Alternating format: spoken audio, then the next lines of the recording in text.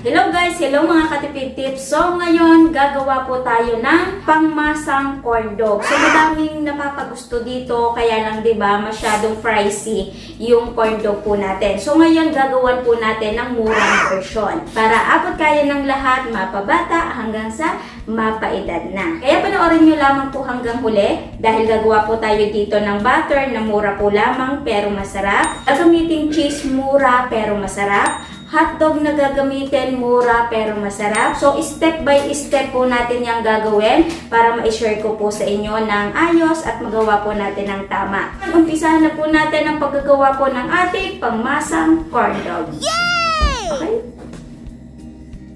Unahin na po natin ang paggagawa ng butter ng ating corn dog. So, unang-una yung ating harina, tapos tubig. Dito ay tutunawin na natin ng asukal, asin, tapos instant yeast. So, hahaluin lamang po natin ng mabuti at kapag okay na, ihalo na po natin dito sa ating flour.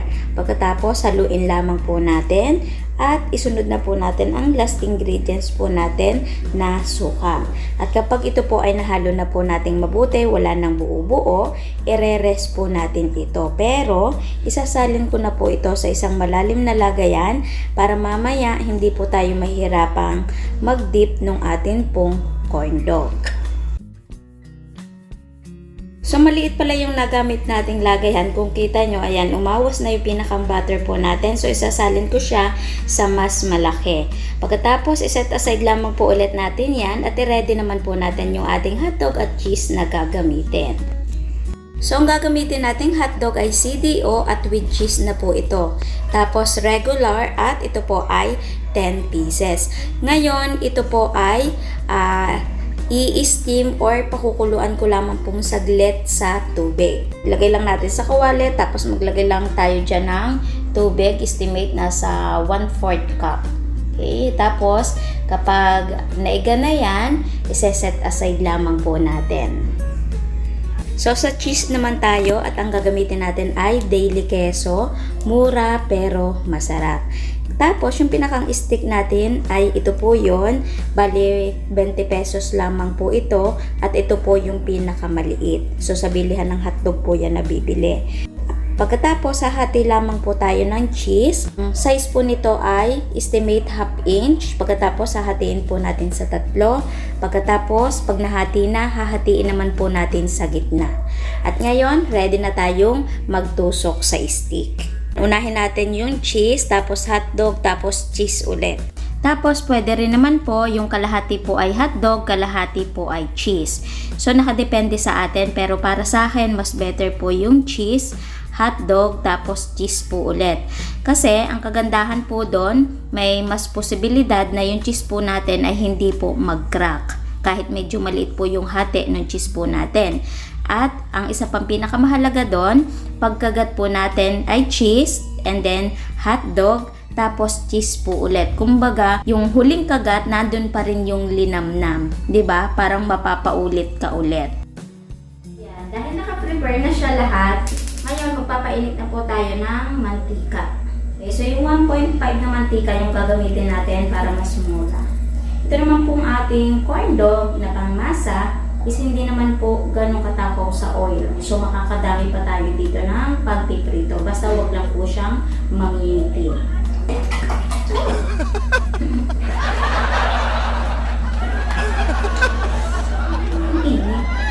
So, inilahat ko na siya para mas madami yung maluto natin. Kumuha muna ako ng 80 grams ng breadcrumbs. Para sa costing, hindi po tayo mahirapan.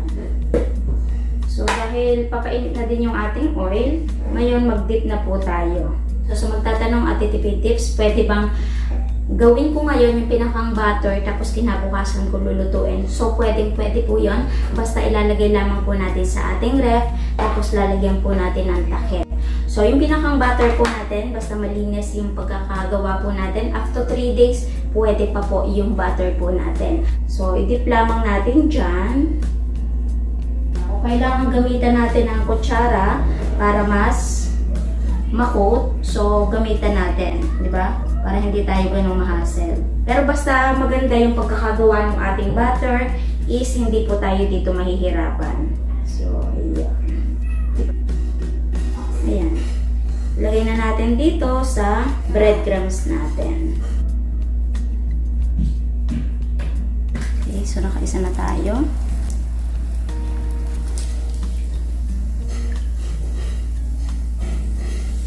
Okay. And isinalin ko siya sa mas malalim para hindi tayo mahirapan mag-coat ng pinakang butter po natin. Okay. Yan, diba? Diretso lang natin sa breadcrumbs. Tapos, diretso na natin sa kawali.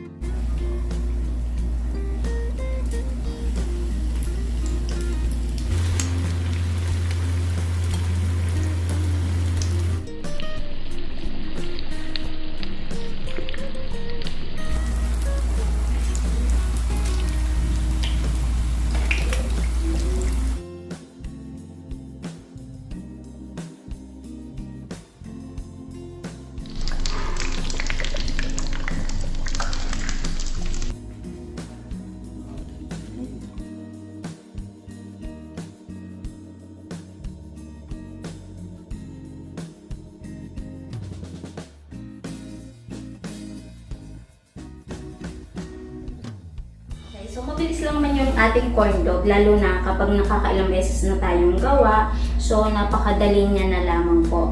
Ngayon, ang init. So, kapag gumawa kayo nito, talagang pagpapawisan kayo. So, kung napasin nyo is, meron po ako ditong pansit. Ito po ay niluto ni Daddy. Ang sarap niyang kaulam nitong corn dog. So, nauna na silang kumain. Nahuli na ako kasi nagbibidyo nga po tayo. Para mas sumarap pa yung ating mayonnaise, kahit mumurahin lang yung gagamitin natin, is pwede po tayong mamuhunan sa mustard. Pwede po natin yung haluan ng kaunti. Tapos, yan, may kakaibang lasa na yung pinakang mayonnaise po natin na magpapasarap din po sa corn dog po natin. So, ito yung ating mayonnaise, tsaka ketchup. Tapos, ito yung ating dinip sa asukal. Okay, so yung tray na pinaglagyan natin, ito yung pinakamaliit na pinaglalagyan ng mga fishball kikiam. Yung pinakang haba po nitong ating corn dog is 4.5 inch. Okay, para may idea kayo sa haba. Yan, unahin na natin ito may mayonnaise. Sarap. Ayun yung cheese natin. Ang sarap, grabe. Siyempre, pinakamahalaga dito, para mas masarap yung corn dog natin, dapat masarap yung cheese na gagamitin po natin. Dahil murang bentahan lang siya pang masa, so recommended ko po sa inyo itong daily queso. Mura lang siya pero ang sarap niya. Promise. Pwede siyang pang negosyo. Daily queso, baka naman. Masarap ng cheese kahit mura lang siya, ang creamy. Lasang-lasang cheese. So, ang sarap din ng ating CDO hotdog. Pwede nang pagsamahan yung ating daily queso at saka yung ating CDO hotdog na merong cheese. So, kahit hindi na siya ganun kainit, ang crunchy pa rin ng labas. Tapos, ang lambot ng tinapay. Panalo. Ito na! Pwede nyong isuggest to kung gustong i-dip sa asukal kasi ang sarap niya. Para siyang yung pinakang coating niya, naglalasang donut, tapos ang creamy ng loob gawa ng cheese. Panalo. May pansit pa pala ako. Sorry, Dad. Pinapakain nga pala sa akin ito. Magmerienda daw muna ako. Sabi ko, pagsasabayin ko na. Ang dami niyang gulay. Meron pa celery, so lasang-lasa. Meron pang tinoasted na peanut. Diba? Level up yung pansit namin. At meron pang bok choy. Masarap. Masarap na pansit ni Daddy. Oh. May toasted peanut pa.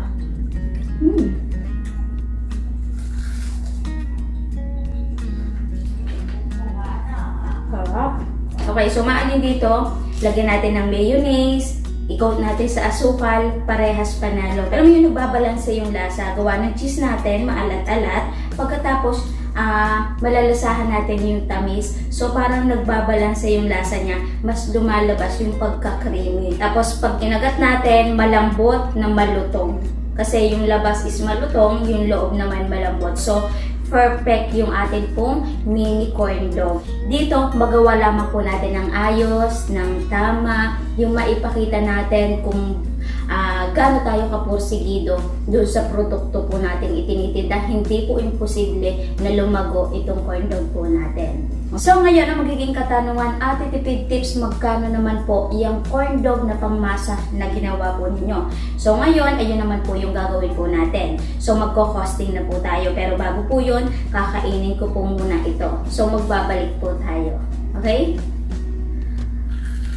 Yung costing na lagi ko pong ginagawa ha, idea lamang po ito, magko-costing pa rin po kayo na sa inyo kasi iba't iba naman po tayo ng legal. So sa harina po natin, 2 cups po yon, nagkakahalaga po ng 15.84, bali ang 1 kilo po ay 58 pesos. So sa yeast at asin po natin pagsamahin na kasi kaunti lamang naman po yon, so sabihin na lamang po natin na 3 pesos. Okay, so sa asukal at tubig, pagsamahin na po natin, sabihin na lamang din natin na 3 pesos. Yan. Kaya ang total ng ingredients ay 21.84 pero mag-additional pa po tayo doon ng pinakang labor po natin. So sabihin na lamang po natin na 3.16 para sarado po na 25 pesos. Ngayon, doon sa nagawa po natin is tayo ay naka 20 na corn dog, yung nakuha po natin dito. Tapos imagine mga katipid tips, meron pa tayong makukuha dito. So sabihin na lamang natin dito sa pinakang butter natin, ang makukuha po natin ay 25 pieces. So yung 25 pesos na puhunan kapag i-divide sa 25 na makukuha natin na corn dog, so piso lamang po ang puhunan sa pinakang butter po ng corn dog po natin. At ngayon, yung cheese naman po, yung tuusin po natin. Bali ito po ay 430 grams. Tapos ang nabawas po natin ay wala pa pong kalahati.